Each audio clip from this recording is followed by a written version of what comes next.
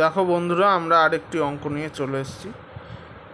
এখানে 3 - 5x by x plus 3 - 5y by y plus 3 - 5z by z equal to 0 এই সমীকরণটি দিয়ে দেওয়া হয়েছে। এখান থেকে আমাদেরকে 1/x plus 1/y plus 1/z এর মান বার করতে হবে।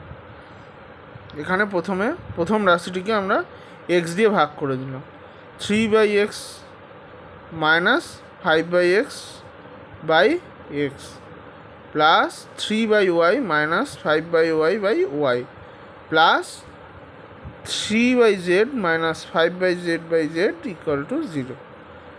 এখানে আমরা কি পেলাম? 3/x minus 5 plus 3/y minus 5 plus 3/z minus 5 equal to 0। 3/x plus 3/y plus 3/z equal to 5 plus 5 plus 5। ওপাশে সবকটা 5কে নিয়ে গেছে। এখন 3 কমন নিলাম। 1/x plus 1/y plus 1/z equal to 15।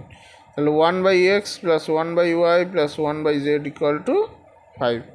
এইভাবে আমরা অঙ্কটি করে নিলাম।